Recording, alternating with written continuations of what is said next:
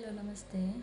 ನಾನು ಏನು ಹೇಳೋದು ಅಂದರೆ ಅದೇ ಇವಾಗ ನೋಡಿ ಎಷ್ಟೋ ಜನ ಕೆಲಸ ಇಲ್ಲದೆ ಪಾಪ ಎಷ್ಟು ಜನ ಹುಡುಗಿರು ನಮಗೆ ಮೆಸೇಜ್ಗಳನ್ನ ಮಾಡ್ತಾ ಇರ್ತಾರೆ ಕೆಲಸ ಬೇಕು ಅಂತ.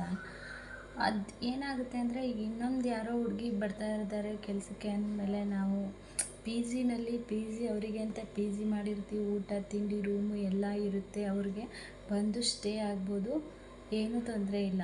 ಈ ನಂಬರಿಗೆ ಕಾಲ್ ಮಾಡಿ ಸ್ಟೇ ಆಗ್ತೀವಿ ನಾವು, ಪರವಾಗಿಲ್ಲ, ಏನು ತೊಂದರೆ ಇಲ್ಲ, ನೀವು ಕೆಲಸ ಕೊಡಿ ಅಂದರೆ ಆರಾಮಾಗಿ ಬಂದು ಸ್ಟೇ ಆಗ್ಬೋದು, ಅದರಲ್ಲಿ ಏನೂ ತೊಂದರೆ ಇಲ್ಲ.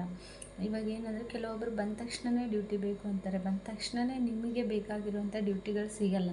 ಸೊ ಅದಕ್ಕೋಗಿ ವೇಟ್ ಮಾಡಬೇಕಾಗುತ್ತೆ. ನೀವು ಬಂದ ತಕ್ಷಣವೇ ಯಾವ ಥರ ಕೆಲಸ, ನೀವು ಹೊಸ್ದಾಗಿ ಬಂದಿದ್ದೀರಾ ಅಥವಾ ಮಾಡಿರೋರ, ಎಕ್ಸ್ಪೀರಿಯೆನ್ಸ್ ಇರೋರಾದರೆ ಯಾವುದಾದ್ರೂ ಹಾಕಿದ್ರು ಮಾಡ್ತಾರೆ. ಏನು ಗೊತ್ತಿಲ್ಲದೆ ಇರೋರು ಹೊಸ್ದಾಗಿ ಬಂದಿರ್ತಾರಲ್ಲ, ಅವರಿಗೆ ನಾವು ನಾರ್ಮಲ್ ಆಗಿರೋ ಡ್ಯೂಟಿನೇ ಕೊಡಬೇಕಾಗುತ್ತೆ. ನಾರ್ಮಲ್ ಆಗಿರೋದಂದರೆ ಈಗ ಸುಮ್ಮನೆ ವಾಕಿಂಗ್ ಮಾಡ್ತಾ ಇರ್ತಾರೆ ಅಜ್ಜಿರು, ಅವ್ರಿಗೆ ಬರೀ ಸಪೋರ್ಟ್ ಮಾಡ್ಕೊಂಡು ಇರೋ ಥರ ಕೆಲಸಗಳನ್ನ ಕೊಡಬೇಕಾಗುತ್ತೆ. ಏನು ಗೊತ್ತಿಲ್ಲದಿರೋರನ್ನ ತಗೊಂಡೋಗಿ ನಾವು ಬೆಡ್ ಪೇಷೆಂಟಿಗೆಲ್ಲ ಹಾಕಿಬಿಟ್ರೆ ಎಲ್ಲ ಅವರಿಗೆಲ್ಲ ಮಾಡೋಕ್ಕಾಗಲ್ಲ.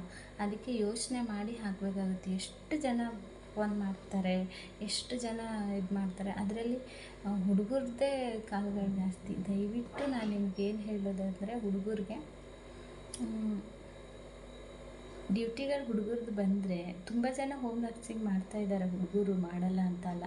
ತುಂಬ ಕಡೆ ಹುಡುಗರಿಗೆ ಕೆಲಸಗಳು ಕೊಡ್ತಾರೆ. ನಮ್ಮ ಹತ್ರ ಯಾಕೆ ಕೊಡಲ್ಲ ಅಂದರೆ, ನಾನು ಕೆಲಸ ಫಸ್ಟ್ ನಾವು ಹುಡುಗರಿಗೆ ಕೊಡ್ತಾ ಇದ್ವಿ. ಆದರೆ ಹುಡುಗರು 24/7 ಅಲ್ಲೇ ಇದ್ದು ಕೆಲಸ ಮಾಡೋದು ಸ್ವಲ್ಪ ಕಷ್ಟ. ಹಾಗಾಗಿ ಅವರು ತುಂಬ ನನಗೆ ಕಂಪ್ಲೇಂಟ್ಸೇ ಬಂತು ಹೊರತು, ಹಾಗಾಗಿ ನಾನು ಸ್ವಲ್ಪ ರಿಸ್ಕ್ ತೊಗೊಳಕ್ಕೆ ರೆಡಿ ಇರಲಿಲ್ಲ ಹುಡುಗರ ಬಗ್ಗೆ. ಈಗ ನಾನು ಸುಮಾರು 15 ವರ್ಷದಿಂದನೂ ಮಾಡ್ತಾಯಿದ್ದೀವಿ ಇದು ಕೆಲಸನ. ಅದರಲ್ಲಿ ನಾನು ಸ್ಟಾರ್ಟಿಂಗಲ್ಲಿ ಹುಡುಗರನ್ನೂ ಕೊಟ್ಟಿದ್ದೀನಿ ಸರ್ವೀಸು, ಹುಡುಗರು ಮಾಡಿದ್ದಾರೆ ಕೆಲಸನ, ಚೆನ್ನಾಗಿ ಮಾಡೋರು ಇರ್ತಾರೆ, ಓಡೋಗೋರು ಇರ್ತಾರೆ. ಆದ್ದರಿಂದ ನನಗೆ ಜಾಸ್ತಿ ಪ್ರಾಬ್ಲಮ್ಮೇ ಆಗಿರೋದು ಹುಡುಗರಿಂದ. ಹಾಗಾಗಿ ನಾನು ತಗೊಂಡಿಲ್ಲ ಕೆಲಸಕ್ಕೆ ಅವ್ರನ್ನ. ಪಾಪ ಒಳ್ಳೆ ಹುಡುಗರು ಇರ್ತಾರೆ, ಕೆಲವೊಂದು ಒಳ್ಳೆ ಹುಡುಗರು ಇರ್ತಾರೆ. ಎಷ್ಟೋ ಜನ ಈ ಹುಡುಗರು, ಈಗ ನನ್ನ ಸರ್ಕಲಲ್ಲಿ ನಾನು ನೋಡಿರೋ ಹುಡುಗರು, ಎಷ್ಟೋ ಜನ ಹುಡುಗರು ಇದೇ ಹೋಮ್ ನರ್ಸಿಂಗೇ ಮಾಡ್ಕೊಂಡೇ ಅವ್ರ ಮನೆಗಳನ್ನ ಕಟ್ಟಿಸ್ಕೊಂಡಿದ್ದಾರೆ, ಸೈಟ್ಗಳನ್ನ ತಗೊಂಡಿದ್ದಾರೆ. ನಾನು ನೋಡಿರೋ ಪ್ರಕಾರ ಎಷ್ಟೊಂದು ಜನ ಪಾಪ ಇಲ್ಲಿ ಬೆಂಗಳೂರಿನಲ್ಲಿ ಒಂದು ಮನೆ ಮಾಡ್ಕೊಂಡು, ರೂಮ್ ಮಾಡ್ಕೊಂಡು, ಬಾಡಿಗೆ ಕಟ್ಕೊಂಡು ಹೋಗಿ ಬಂದು ಊಟ ತಿಂಡಿ ಅವರೇ ಮಾಡಿಕೊಂಡು ಕೆಲಸ ಮಾಡೋದು ತುಂಬ ಕಷ್ಟ.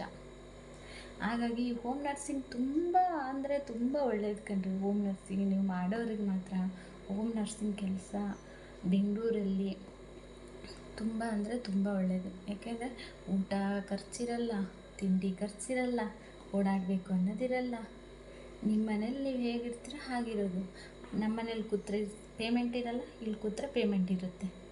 ದಯವಿಟ್ಟು ನಾನು ಹುಡುಗರನ್ನೇ ಇನ್ಮೇಲೆ ತೊಗೊಳ್ತೀನಿ, ಸ್ವಲ್ಪ ಟೈಮ್ ಕೊಡಿ ಅಷ್ಟೇ. ಅವರಿಗೆ ಅಂತ ನಾವು ಸಪ್ರೇಟಾಗಿ ಪಿ ಜಿ ಮಾಡಬೇಕು, ಬಂದು ಸ್ಟೇ ಆಗೋಕ್ಕೆ.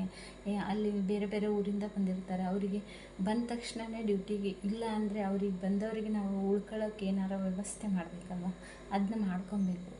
ದಯವಿಟ್ಟು ಸ್ವಲ್ಪ ನನಗೆ ಅದಕ್ಕೆ ಅವಕಾಶ ಬೇಕು.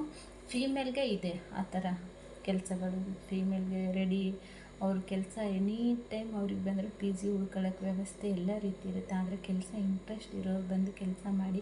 ಇನ್ನೂ ನಾನು ಇದ್ರ ಬಗ್ಗೆ ಇನ್ನೂ ನಿಮಗೆ ಫುಲ್ ಕ್ಲಾರಿಟಿ ಕೊಡ್ತಾ ಇರ್ತೀನಿ. ಯೂಟ್ಯೂಬ್ನ ನೋಡ್ತಾಯಿರಿ. ಪ್ರತಿಯೊಂದು ಪೇಷಂಟ್ ಇನ್ಮೇಲೆ ಯಾರೇ ಹುಡುಗಿರು ಬಂದರು ಪಿ ಜಿ ಎಲ್ಲನೂ ತೋರಿಸ್ತೀನಿ. ಸ್ವಲ್ಪ ನನಗೆ ಟೈಮ್ ಬೇಕು, ಇದರಲ್ಲಿ ಸ್ವಲ್ಪ ಬ್ಯುಸಿಯಾಗಿರೋದ್ರಿಂದ ತೋರ್ಸೋಕ್ಕಾಗ್ತಾಯಿಲ್ಲ. ಖಂಡಿತ ತೋರಿಸ್ತೀನಿ, ಇನ್ಮೇಲೆ ಎಲ್ಲನೂ ಅಪ್ಡೇಟ್ ಕೊಡ್ತೀನಿ. Thank you.